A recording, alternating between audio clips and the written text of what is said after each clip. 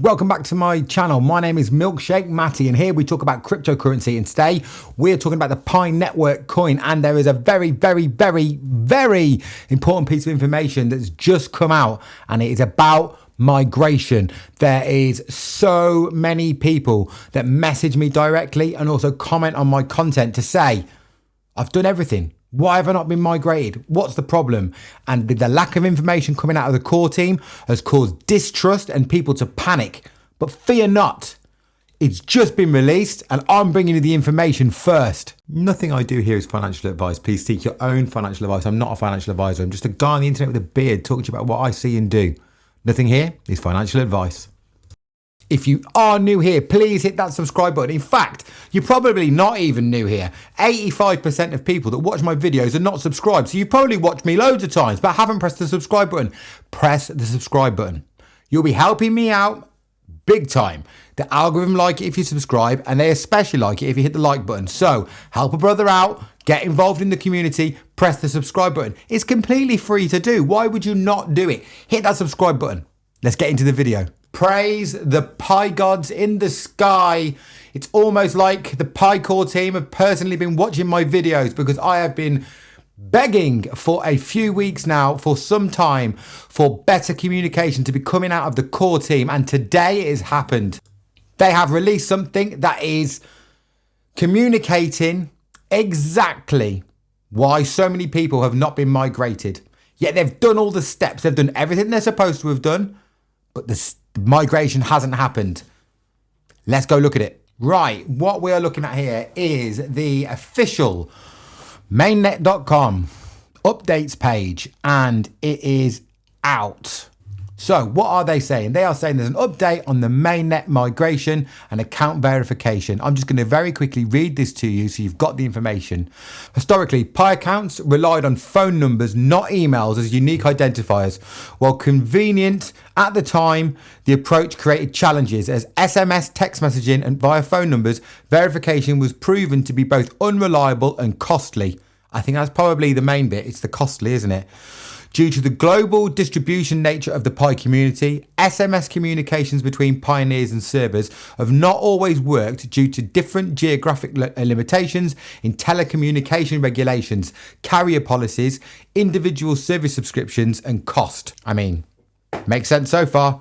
In light of these challenges, and that the network is in a phase where more reliable authenticity measures such as KYC and liveness checks, it's time to shift primarily from solely relying on phone numbers to using email-based two-factor authentication verification, the goal of eventually supporting advanced authentication methods like passkey and biometrics. I mean, that's going to be so much better when we can start using the biometrics and the passkeys. The email-based two-factor authentication verification not only addresses some of the above challenges, but also improves security based on two-factor aspect. I mean, that's a no-brainer for me. To get there, every user will first need to establish a trusted email on file. However, some users never added an email to their account or might have entered an incorrect one. That's a real common one. Let me just stop there. That's a really common one. The amount of people that have said to me, I put the email in incorrectly, or I no longer have access to it. It says they lost access to their past emails or shared emails with family members on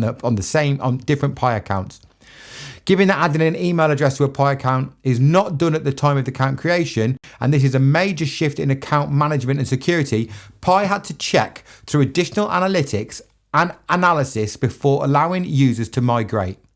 How users added their trusted emails, how they verified their email addresses, and how they completed their two-factor authentication. To ensure the integrity of these processes and security of users' accounts, in some cases, further actions such as liveness checks and additional SMS verifications are needed. This required a temporary pause in migrations until such system level checks were made. The good news is that the migrations have now resumed and will gradually expand as more email-based two-factor authentications and system levels checks are completed. PINETWORK is committed to a smooth and secure transition, and your patience is appreciated as account security is strengthened for everybody.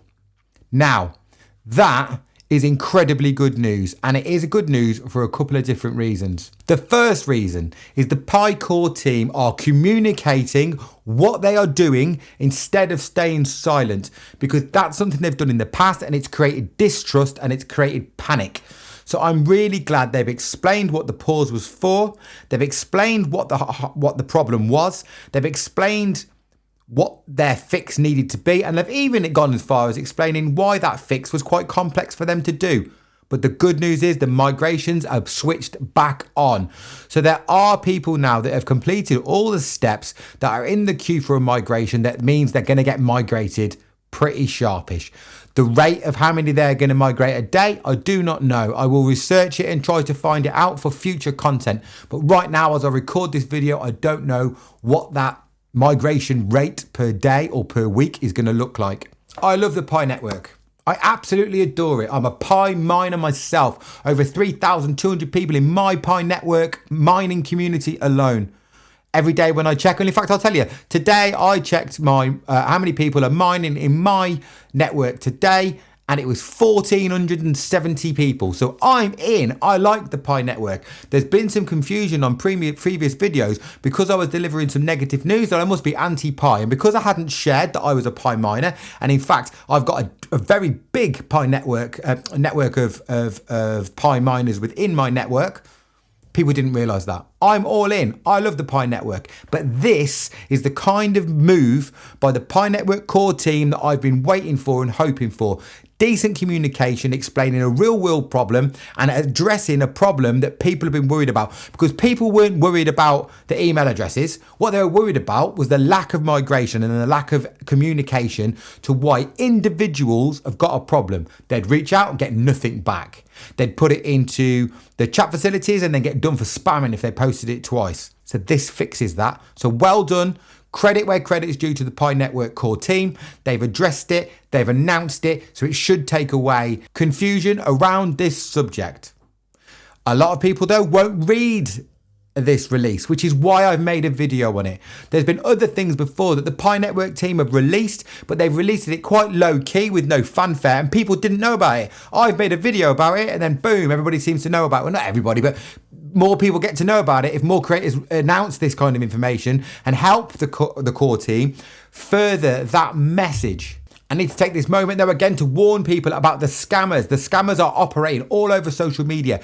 Please beware. I will never direct message you first. I will never invite you into some kind of get rich quick scheme. I can't even say it, let alone promote it. I will never ever invite you to a Telegram or Discord because I don't have one. If that changed in the future, I'd make a video about it. But as it stands right now, I don't have either of those things, and I certainly don't want to invite you to a WhatsApp chat. Beware of the scammers in the comments. Now, also beware of scammers attempting to purchase your Pi network coins for higher than the value. As it stands right now, I think it's worth about 72 cents. So if somebody's offering you $10 a coin, it should be obvious that it's a scam, but people are falling for it every single day. If you do want to sell your Pi network coins, there is a very safe and easy way to do it that hundreds and hundreds of my followers have already done. I can see the analytics on it. I can see it. So I know that hundreds of them have done it. And I have received personally probably about, 80 or 90 people that have reached out to me personally with a direct message to say thank you for that tip because it worked fantastically. Go to the description of this video. Look for the link for MEXC, MEXC. That is in an exchange. You can then transfer your Pi network coins from your wallet to the MEXC exchange. Once it's on there, you can then choose what you want to do with it. You can either swap the Pi network coins into a different cryptocurrency should you wish, or if you want to cash out with cash in the bank, swap it for USDT. Once you've swapped it for USDT, you can then forward it to any of the major exchanges like a Coinbase or a Crypto.com and cash out into your bank. That is how you do it safely, taking control and not inviting scammers into your world to rob your coins. Stay safe, guys. Use the link in the description. It's called MEXC, MEXC. It's easy to do. Also, with that link, you also get a sign-up bonuses as well, depending on how much you put on your account. But listen, don't even worry about that. Just do it. If you're thinking about selling, that's the way to do it. Hopefully, I've brought you some really positive news today about the Pi network, and hopefully there's a little ray of sunshine in your world if you've been waiting for that migration. Please hit that subscribe button, and also let me know in the comments. Let me know in the comments where you're from in the world, because I absolutely love it when I see how global the reach is of my videos. Yesterday, I think it was about 4 videos ago that I made, I asked people to do the same kind of thing, and it was incredible because I covered every single continent on the planet within the comments. Unbelievable. I appreciate every single one of you that's followed me over from TikTok. I got a decent audience over there. I get over 10 million views a month over on TikTok, but so many of you have now started to follow me over here so you can see my long form content, because this is a new platform for me. I love YouTube because I can do longer videos than I can on TikTok, and that for me is the future of my content. I still love TikTok. I will always do my short form TikTok content, but YouTube, this is where we can really get stuck in. So hit that subscribe button and I'll see you on the next one.